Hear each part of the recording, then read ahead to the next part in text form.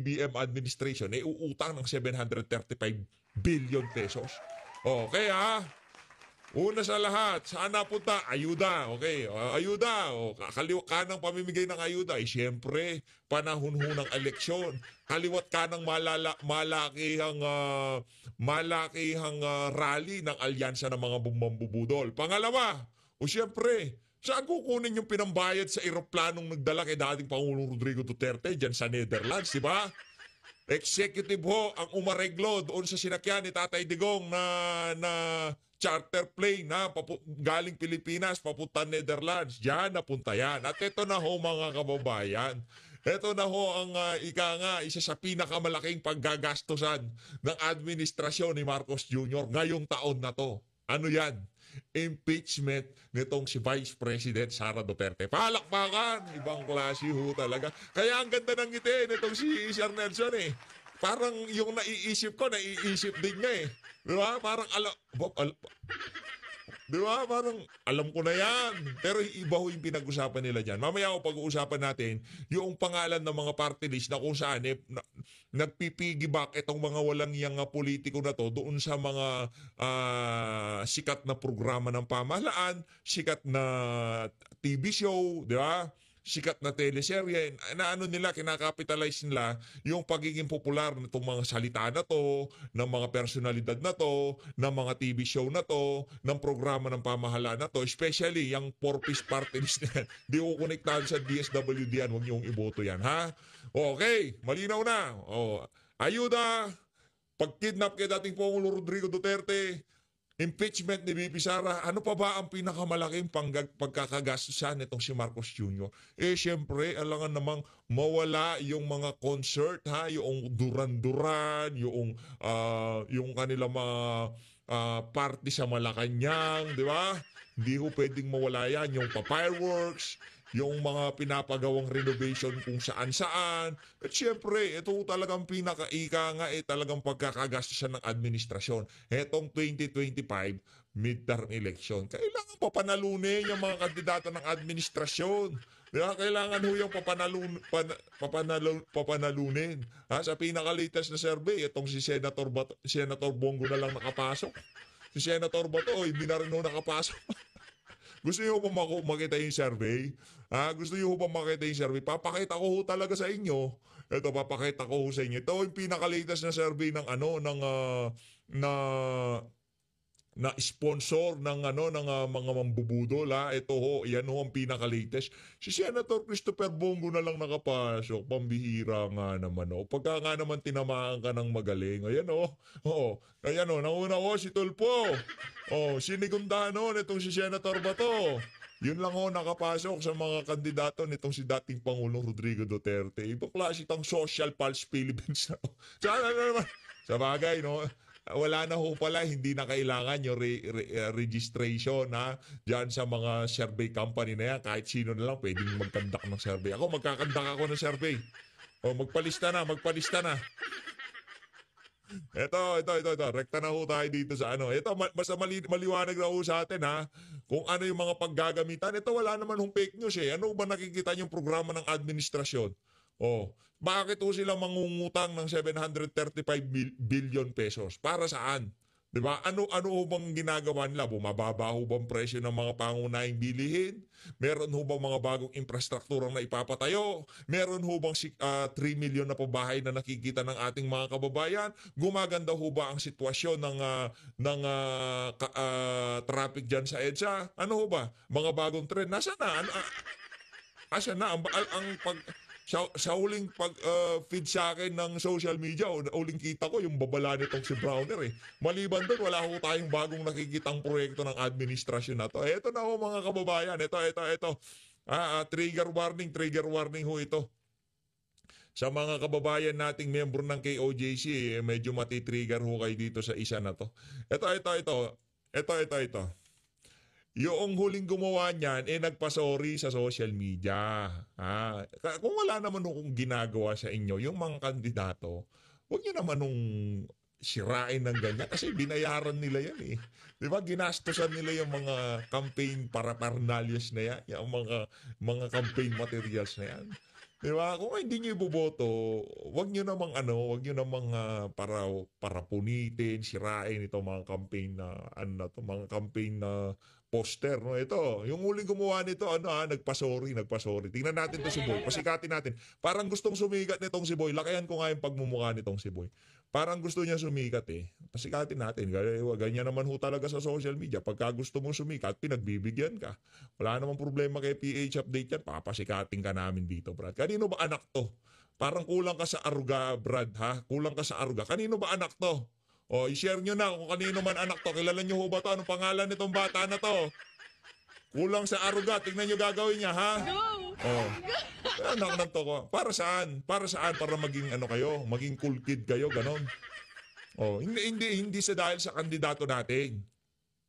Yang si Pastor Apollo Kibuloy, kung ginawa niyo yun sa ibang mga kandidato, hindi lang natin gagawa ng reaction video. Pero hindi natin magugustuhan yung ginagawa niyo na yan. Halimbawa, ginawa yan kay Ping Lacson, hindi natin re-reactan sa video, pero hindi ho natin gusto ang ginagawa nila. Pero dito, dahil ikaw, kasama sa Duterte niya, number 53 sa balota, di ba? Oh, ano meron? Oh, kanino ba anak to? Bakit? Anong nangyari sa'yo, Brad? Oh, kasi na, parang gusto sumigat eh. Oh. Oh, andali lang i-post ko para machambang ko yung pagmumukha niya. Oh. Yan lang pinakamaliwanag na kuha ng mukha niya. Ito. O yan, ay yung pagmumukha ho. O yan, kanino ba anak yan? Oh, kanino anak to? Yung huling gumawa niya, nagpa-sorry. Ikaw, wala ka pa ba plano? Naku. Mali yan.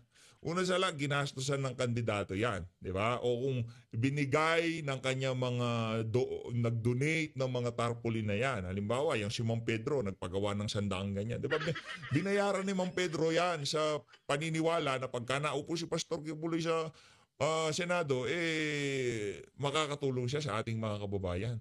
Kung hindi mo iboboto si Pastor Kibuloy, respetuhin mo yung taong nag-donate ng mga tarpaulin na yan. Hindi naman para sa iyo punitin yan. Ito. Oh, kanino ba anak to? Okay, tapos na ho tayo dyan.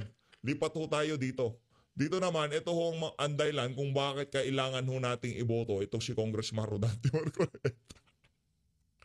Ano ba yan, PH? Naging na itong video natin na to. Naging pag-i-endorso ng ating mga kandidato. Ito talaga yung pinakasolidong dahilan kung bakit kailangan nating iboto, kung bakit kailangan na sambayan ng Pilipino itong si Congressman Rodante Marcoleta. Pakinggan nyo ho itong mga sasabihin dito sa video na to.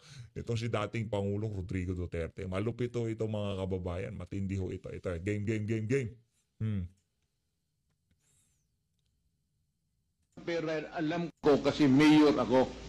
Yan, oh. You cannot easily corrupt a member of a Iglesia ni Cristo. Ang Iglesia ni Cristo, normally, hindi mo talaga makorrupt. At yang si Congressman Rodante Marcoleta, membro ho siya ng INC. Tayo naman ho naniniwala dyan. Sa tingin nyo ho ba sa ginagawa, sa galawan ng administrasyon na to, hindi pa ho ba kaya nila tinangkang bayaran suhula ng INC? Para manahimik na lang, ipagkibit balikat na lang yung mga nangyayari sa ating bansa. Sa tingin ho natin, na na yan kumbaga nagpadala na ng nagpadala na ng mensahero, no? Manahimik na kayo, huwag na kayo makialam sa politika, kami na bahala dito. Ito bibigay namin sa inyo. Pero hindi yun. Sa tingin natin base kasi sa track record ng administrasyon na to, bibilhin nila yung kayang bilhin, didispatchahin nila yung kayang dispatchahin. Kagaya nito si Pastor Kibuloy, KOJC, di ba? President Duterte, yung hindi nila kayang bayaran. Kaya dito sa administrasyon na to, makikita nyo ho, lahat ng hindi nila kayang bayaran. Itong INC, kumbaga, medyo pa sila distansya pa lang sila ng konti. Yung tipong hindi nila sinasagasa talaga Pero yung kaya nilang sagasaan, kagaya ni Pastor Kibuloy, President Duterte, KOJC, KOJC, di ba? Talagang nakita ho natin, yan ho kasi hindi kayang bilhin yung mga yan. Hindi nakukurap basta yung mga ginugurgur ng administrasyon na to. O dinidispatcha nila, tinatrabaho nila. Yaan yung mga kandidato na hindi kayang bilhin ng pera at impluensya nila.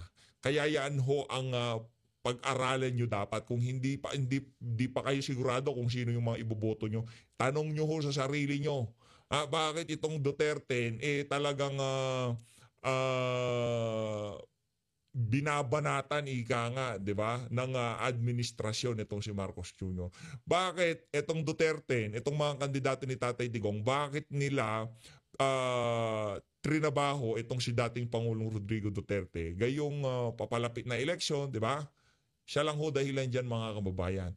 Dahil nakakasigurado tong administrasyon na to, pagka itong mga kandidato na to naupo, kalahati o di naman ho kaya sobra sa kalahati ng mga kalokohan ng administrasyon na to, pagka naupo ang ating mga kandidato, maisasaayos natin yan.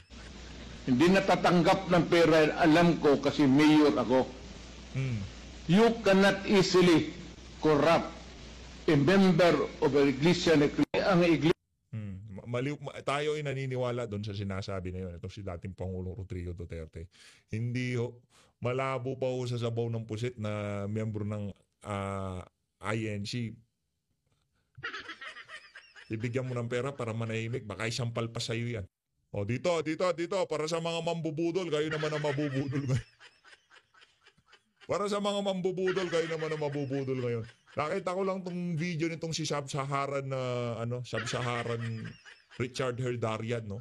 Kaugnay ho ito doon sa mga mga rally para sa suporta kay Tatay Digong, hindi naman daw ho kalakihan. Yung daw sa Mindanao, yung naratibo ng administrasyon yun ng kanilang pinagpipilitan sa social media. 60,000 lang daw yun.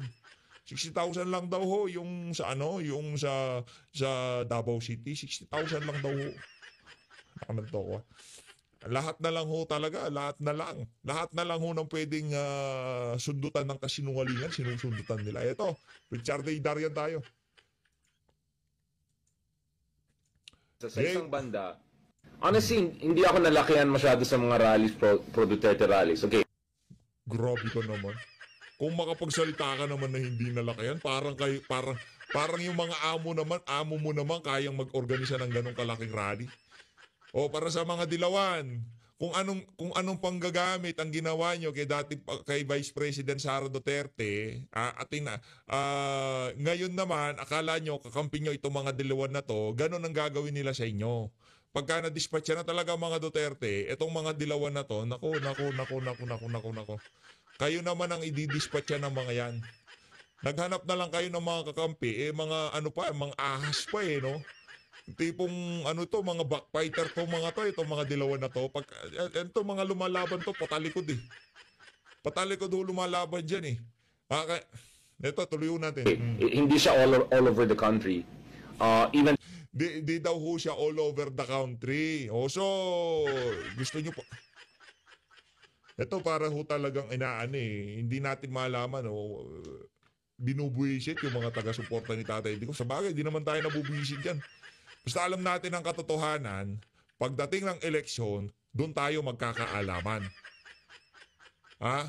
Doon natin makikita kung talagang yung itong kamandag nitong si dating Pangulo Rodrigo Duterte wala na. Basta yung parehas lang Hindi yung babanatan nyo kami ng tawag dito ng dayaan ika nga. Yun lang naman yung kinatatakutan natin, pero pagka sa fair and square election, lalamunin ho ng buhay ng mga taga-suporta ni Tatay Digong, yung mga walang talyanista at mga pinklawan/dilawan yan. Diba? Tingnan na lang ho natin sa susunod na election, nanonood sa kanila, 10,000, 5,000. Ganun ho mga nanonood sa mga vlogger nitong si Trililing, ng administrasyon. Ganun ho. Sa mga vlogger pa lang ho ay makikita na ho natin ang simpatsya ng sambayan ng Pilipino kung nakanino nga ba. Diba? Kung nakanino, sige, okay na, wala problema. Mag-ingay kayo, Richard Darian. Yung mga talyanista vlogger, mag-ingay kayo. Kami, eto ganito na lang isipin nyo. Okay, makinig kayo. Yung mga nanonood sa inyo, mga trolls yan. Bayad yan ng Estado. Nandyan yan para palakihin ang views nyo. Ganito yan. Kami, opposition kami ngayon. Wala sa Malacanang ang pinagtatanggol namin. Okay? Wala sa Malacanang. Nandun sa Netherlands. Si VP at saka si Tatay Digong, nandun sila. Wa- wala sa wala sa Malacanang. Pero yung views, yung mga nanonood sa amin, yung mga nagtitiwala sa amin, tignan nyo gaano karami. Isipin nyo na lang, pagka bumaliktad na ang sitwasyon, kami naman ang napunta sa Malacanang. Sa tingin nyo ba, meron pang matitira dyan sa kakarampot na karera nyo sa pagiging political vlogger nyo? Anak ng toko. Ngayon pa lang, naghihikaos na yung mga channel nyo eh. Halos wala nang manood, pero kung akala mo pagka nagsalita, akala mo kung sinong mo. Di ba? Wala namang nanonood sa kanila. Tayo hindi naman nun natin sinasabi dito na mahusay tayo, kesyo ganun. Sinasabi lang natin dito, naaabot natin yung damdamin ng mga ordinaryong Pilipino. Kaya tumatambay sila sa mga DDS vlogger. Kayo kasi puro kayo kayabangan. Hindi nga kayo hindi nyo nga mabatikos ng diretso yung mga, hindi nyo nga mapag-usapan ng diretso yung mga maiinit na issue sa ating bansa. Iniiwasan nyo yung pagdating sa korupsyon, pagdating kung bakit walang nangyayaring progreso dito sa bansa na to. Hindi nyo yung mapag-usapan sa inyong mga channel. Kasi masusunog kayo. Magmumukha kayong tanga.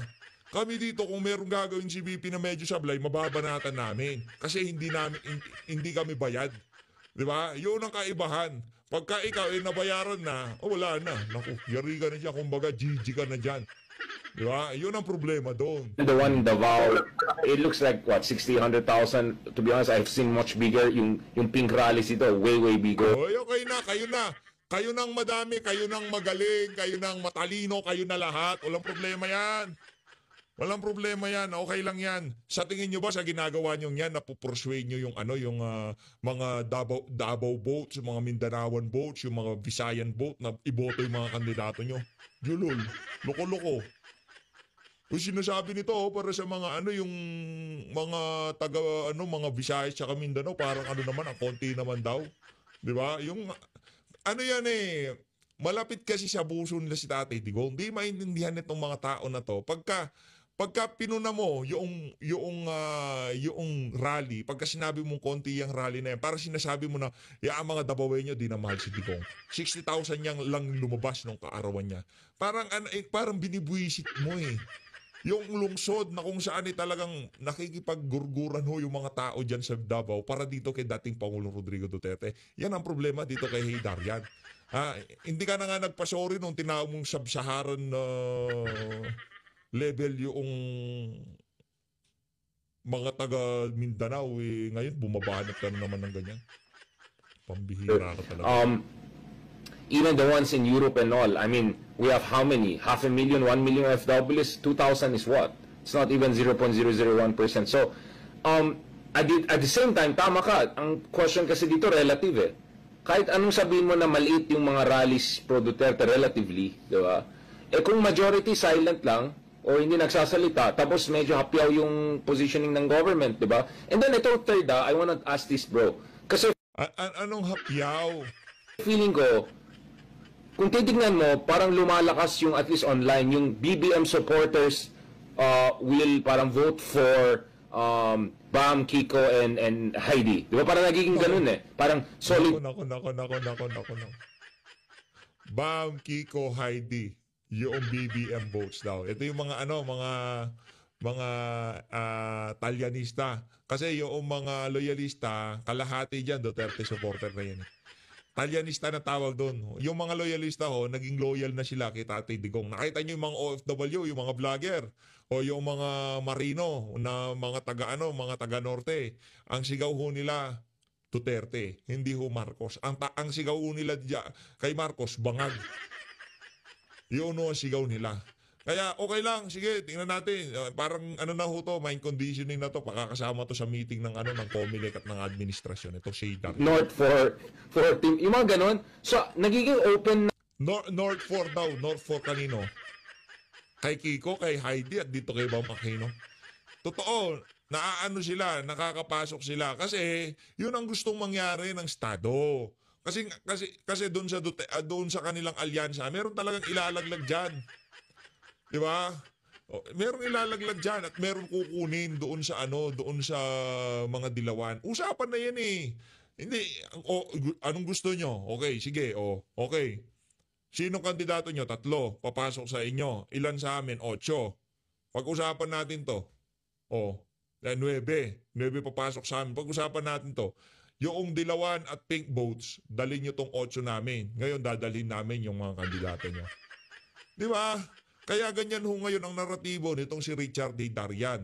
Pero ang sigurado ho natin dito sa nangyayaring political power play na ngayon sa ating bansa, ang sigurado ho dito, talo ang sambayan ng Pilipino.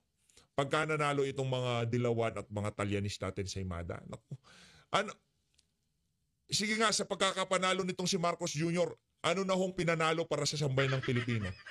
Mula nang naupo itong bangag na to. Ngayon, nakapag-alyansa pa doon sa mga dilawan na kung saan noong panahon nila, ang tagal ho nila dyan sa Malacanang, ano ho bang iniwan nila sa ating bansa? Yung DAP, PIDAP, sa 44, laglag bala, nako, korupsyon, nako, yan ho ang tatak ng mga dilawan. At ngayon ang nag-aalyansa, mga dilawan at mga talyanista. Para saan? Para hindi makapasok ang Duterte. Ngayon, ano pa ho bang hinihintay nyo? Pagka itong mga kandidato natin hindi nanalo, naku, wala na, talagang maghahalo balat si tinalupan. Sabagay, sana yung mga natin, yung mga kababayan nating na may kapangyarihan, at nakapag-isip-isip na, mag-isip-isip ho kayo. Kung sakaling matalo itong mga kandidato natin, kung itong 6 na taon na to para ho tayong ginawang parang mga pulubi ang mga ordinaryong Pilipino, wala ho kayong aasahan sa susunod na 6 na taon pagkatapos ng 2028 presidential election. Wala ho kayong aasahan. No, wala ho kayong aasahan dito sa dito sa mga uupo magiging susunod na leader pagkatapos nitong si Marcos Jr. Sa bagay, ang gusto ng sambayan ng Pilipino, yung makita muna nila yung marami nang nakakakita ng kaibahan ng panahon ni Tatay Digong sa panahon nitong si Marcos Jr. Hindi na ho nila mapagkakailayan yung pagdating sa kriminalidad, kesyo daw na pinapakalat yung hindi yun ang issue doon. Mga ordinaryong Pilipinong nakakakita sa social media at rinireshare lang naman ho yan. Pero para sa mga DDS ang magpakalat ng mga krimen na hindi naman nangyari. Report din naman ng PNP yung pinagbabasihan ng mga post ng mga nag-share sa social media. Ngayon, ang gawin nyo para sa PNP, sabihin nyo, kung merong mang nangyaring karumal-dumal na krimen, huwag nyo ipareport. Ganun lang naman kasimple yun. Diba? Huwag nyo ipareport para wala kayong problema. Kasi pagka pinag-uusapan sa social media, nakukumpara kayo dun sa nagdang administrasyon. Ayaw nyo palang nakukumpara. Pag kinukumpara kayo, sinasabi nyo, pinapainit sa social media. Pinapakita na talagang unsafe ang Pilipinas ngayong mga panahon na to. Anak ng toka. Di ko maintindihan talaga tong administrasyon na to. Na yung mga pro-Marcos people to say, let's form at least a temporary coalition now. At least for now in these elections. Magsama-sama kayo by all means. Lahat kayo, Pinklawan, Dilawan, Talyanista, sama-sama kayo. Lahat, mga ensaymada, magsama-sama kayo.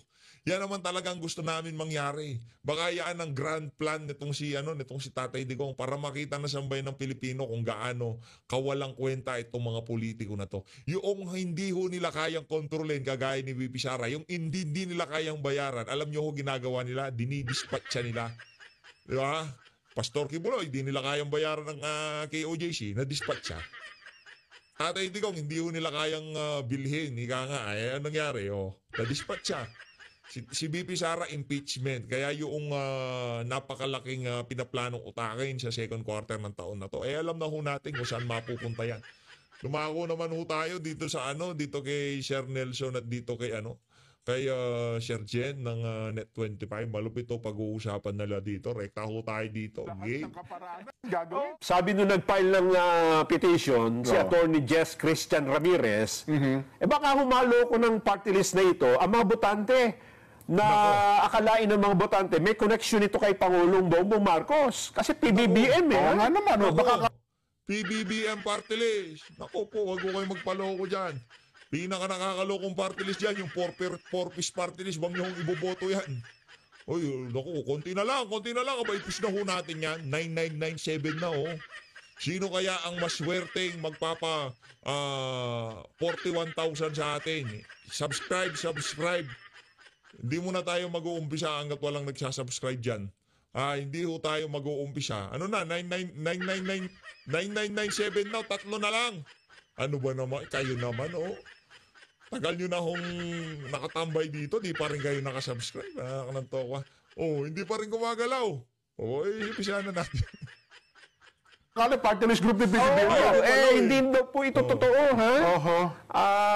Tinukoy din na base sa registration nito sa COMELEC noong February 21, 2023, na tumatayo itong kinatawan ng Calabarzon Region o Cavite, Laguna, Batangas, Rizal at Quezon. Aha. Oo. Pero talagang walang kaugnayan sa Wala Pangulong daw. Bongbong. Pero lumitaw sa listahan ito ng mga nominado, so yun ang kanilang lista, ha? O yung pangalan. Kami ay kinatawan ng Calabarzon. Okay. Na yung mga nominado naman, nakita, October 24, 2024, Oo. 8 sa mga nominito ay hindi naman galing Calabarzon, kundi mga taga-Abra, ha? Isa sa Cagayan at isa sa Quezon City. Ay, Ayun. wala din daw kahit isang nominado ang mula sa Calabarzon. So ang sabi nila, sabi ni attorney, baka ano kayo, hindi nyo nire-represent yung talagang grupong gusto nyo i-represent. Di ba? Gano'n. Ewan ko lang kung grounds din yan. Pero dun sa... Pero yung sa pangalan per Sa se, pangalan, oo. hindi ko lang alam. Ano? Oo. Kasi kung yan ay aaktuhan ng COMELEC, ang daming party list group na madadamay. Madadamay. Nako. At kung ako sa iba, Party list pagdating ho sa party list, marami ho tayong pagpipilian dyan. Nandyan yung Bisaya at Youth kay Sir Greco. Nandyan yung, anong tawag dito, yung Sagip. Yung dating kay Congressman Rodante Marcoleta, ngayon kay kay Sir Paulo Marcoleta na doon sa anak nitong si Kong Dante. Ano pa ba yung kay Doc Lorraine Bado, yung Ipanaw. Yan, natin yan, pwede ho natin. Marami ho tayong pagpipilian pero wala na ho tayong wala na. Pero ayun naman pala. ibang party Ayun naman pala, palakpakan tayo. Bigla gugulatin ho pala tayo. Palakpakan! Hindi 841 na tayo. Ganun lang naman ho yun. Kayo naman, pinapahirapan nyo pa magpo-41 din pala, di ba? Tuloy na ho natin, di ba? Ipanaw, ilalagay natin dyan. Pagugulungin natin dyan yung ating mga senatorya, ay ang tawag dito? Mga party list na pwede nating iboto. list group. Pigilan nyo na. Pigilan nyo na yung iba. Na ganyan din ang mga acronym. Ako yung pinupuna ko nga lagi yun, yung 4-piece eh. Yun pa. Di ba yung 4-piece na ang akala natin ay programa ng Pinakakups yan. Yung 4-piece na yan, anak ng tokwa. Bakit pinahintulutan ng ng COMELEC, di ba? Ang labo. Anak ng tokwa, 4-piece party list. Ibang klase o mga kababayan. Programa ng pamahalaan, ipapangalan mo sa party list mo. Ito pakita ko sa inyo mga kababayan. 4-piece party list. Sige, tuloy muna natin. gobyerno. Alam mo ba sa kanilang Facebook account? Facebook account nila, pinyan niyo po yung 4-piece. Yes. Ang alam talaga ng tao, sila yung nagbibigay ng tulong ng 4-piece, kaya ang dami nagpapalista sa kanila eh. Yun ang pakilala kasi. Oo. Kaya pag sinabi, pwede ba kami mabigyan din, sana mapasama kami sa listahan ng 4-piece. Ganito, ganyan. At doon sa kanilang, yung admin ng group, hindi naman nila tinatama. Ay, hindi po kami programa ng gobyerno, ha? Kasi yung 4-piece po, mayroong ibig sabihin yun eh. Hindi Ito, lagay ko dito yung 4-piece party list. Yung 4-piece party list na yan, hindi sa binabanatan natin sila, sinasabi natin dito, liliwanagin natin sa ating mga kababayan, para iwas fake news tayo. Mahirap na, baka nabibiktima ng fake news yung ating mga kababayan. Yung 4-piece party list na yan, hindi konektado sa programa ng DSWD na Pangtawid Pamilya Program. Hindi ho yan konektado doon sa programa ng DSWD na yan. Yan ho, kinuha lang ang pangalan ng programa at ipinakat ang party list na kasunod. Para yung awareness, kilala na kagad. 4-piece. 4-piece yan, syempre. Uy, lista nyo ako dyan 4-piece ako, 4-piece. Bigyan nyo ako 4-piece. Hindi ho sa kanila manghingi ng 4-piece. mangingiho sa DSWD at yan ho ay party list. Kumbaga, ginamit lang yung sikat na acronym na 4Ps. Pero hindi ho sila konektado sa DSWD. Malinaw. O, maraming napi-fake news eh. Di ba? Isa pa yung fake news na yan. Fake news yan. Yung ibang mga kababayan natin, akala nila konektado yan sa DSWD o sa pamahalaan. Hindi ho. Mga politiko ho yung mga yan. Yan ho ang isa sa mga prosecutor. Tatay yung prosecutor sa impeachment itong si Vice President Sara Duterte. Yan si Mr. Paquito. Sino bang nanood ng dito, ng Ghost Fighter? Kilala niyo ba si Mr. Paquito? Ayan o, yan si Mr. Paquito. Yan si Marcelino Libanan. Yan ho, si Marcelino Libanan. Sa mga dyan, yung mga millennials na kagaya ko. Kilala yan si Mr. Paquito. Yan sa Ghost Fighter. Kamukha ho niya yan. I-search nyo, Mr. Paquito, Ghost Fighter. Makikita yung kamukha niya ni si Libanan. Naman niyo yung 4Ps na Pantawid Pamilyang Pilipino Program eh. Oo nga. Iba po ibig sabihin yun eh. Ang nakalagay dun sa purpose dyan, pagtibayin at palaguin ang pangkabuhayang Pilipino. Yan, kita mo na. Pero kapag napansin Pero mo... pakilala nila, purpose lang. Yun. Kaya talaga... yung kasi yung sikat, di ba? May deceptive. Aywan ko. Deceptive, misleading. Yun ho. May bahid ng deception ito, Nelson. Kaya kung si Attorney Christian, ano yung pangalan? Attorney Christian Ramirez. Kung yun yung PBBM at ipapadisqualify nyo, maraming maapektuhan dyan. Yun lang. Meron pang party list niya, Ayuda. Ayuda Party List Group. Pero itong 4Ps, pag nakita mo yung mga nominee niyan, ang nominee niyan ay si Congressman Libanan, ang minority group ng 4Ps, party list. Si Nonoy Libanan. Pero yung kanyang number 2, si Abalos. Kamag-anak ata niya na chairman at Secretary Abalos dati. Pero pagka nagsalita siya, Nelson, pag nagsalita, ang talagang pinatutunog nila, 4Ps sila. Kaya yung tao nga, pagka nakita mo yung Facebook page nila, isama nyo naman kami sa 4Ps yan, ganyan-ganyan. Kami ho ay recipient din ng 4Ps. Yun nga.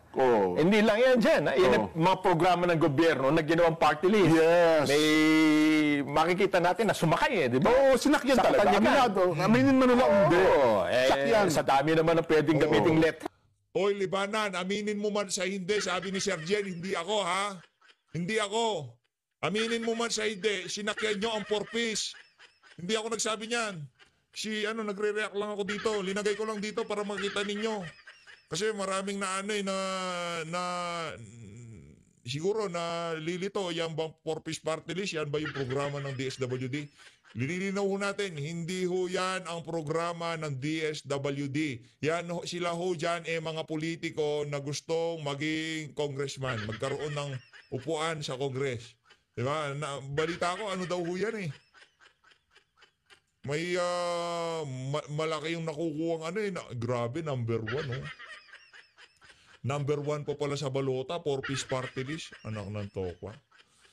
Paano ba yan? Tingog, matatalo na kayo. Hindi na si Yedo Romualdez ang magiging number 1. Kaya nyo ba yan? Naku, kung ako dito kay Yedo, trabahuin niya tong 4Ps na to Kasi matatalo sila dito, hindi na Tingog ang magna-number 1 nito. 4Ps party list na. Kasi ang dami yung ngayon, daming mahirap na mga kababayan natin. At sigurado, pagka nakita nila yung 4Ps na yan, sige, boto ko to, 4Ps to. Sagip, Ipanaw, Bisaya Gyud, marami ho tayong pwedeng pagpilian na party list. Marami ho. Kaya lang ho mga kababayan, yung mga party list na talagang meron na napatunayan, hindi yung dahil siya magandang programa ng pamahalaan, magpipiggyback sila doon sa pangalan. Okay? Di ba? Speaking of piggyback, tingnan nyo naman ho yung si Libanan, di ba? Piggy ang datingan. Search nyo ho, Don Paquito, Ghost Fighter. Sabihin ko sa inyo, di ba? Ipapagupit ko buhok ko pagka hindi ka mukha ni Mr. Paquito Gito yung si Libanan na yan. Search nyo, sigurado ako doon sa Ghost Fighter, kamukha ho ng mama na yan. Kasi ang party list group ay name recall yan Pagka ang pangalan po dyan hindi kilala, Hindi matunog. naku, Eh, pati nga yung palabas sa pelikula, ginamit dyan. Yung palabas sa telebisyon, Jen. Oo. Ang dami yan. PBA party list, ano pa? One Pacman party list. Marami ho yung mga yan. Diba? Kaya kung i-disqualify dahil sa nagbandwagon sila doon sa pangalan, nagpiggyback sila doon sa sikat na acronym o pangalan, kailangan imbestigahan. Unahin na dyan yung purpose na yan. Halimbawa, Batang Quiapo. Oo. Sulong, Batang mga Quiapo. Batang Quiapo. Kita mo yan? Eh, ewan ko Ayan. kung... Oo. May kaugnayan ba dyan sila kung sino mga... Wala! Okay, yun na Wala sinasabi ko. kaugnayan dito, yung telenovela. Oo. Maliban na lang kung siya ang first nominee niya, di ba? Hindi naman si Coco yan. Pero ano? sumasakay nga doon sa... Yan. bawal yan sa Comelec dyan eh. Ha? Well, bawal kasi dapat. magkakaroon ng undue advantage eh. Oo. Dahil, tinan mo, pwede mo bang patigilin yung telenovela? Ay, di pa pwede. Dahil... Teka lang umulit tayo. Dapat. magkakaroon ng undue advantage eh. Oo. Dahil, tinan mo, pwede mo bang patigilin yung telenovela? Ay, di pa pwede. Dahil- Ay, pero dapat kasi magreklamo yung dapat director at saka executive producer niyan eh. Oh, di ba? Yes. Oh. Ang dami mga party list group, 100 mahigit yan. Pero ang iba dyan, ginamit nga yung mga matutunog na pangalan na son para agad meron silang name recall. Oo. Oho. Meron pa palang TikTok eh. Oh, kita mo. Meron. TikTok. Kaya lang ginawang C, yung unang Tik. Oh. T-I-C-T-O-K. Oho. Talaga naman, oo. Dami. Oo. Sabi ko sa iyo, mga programa ng gobyerno. Oo. Yung ayuda party list. Hindi lang, ang problema kasi diyan, hindi natin alam kung sino-sino yung mga nasa likod niyan. Aha. Kaya, para wag na ho kayo mag-isip ng iba pa, yun na lang sagip. Magsagip na lang kayo, pinakamabuti. Ako sa bagay, isa lang naman, di ba?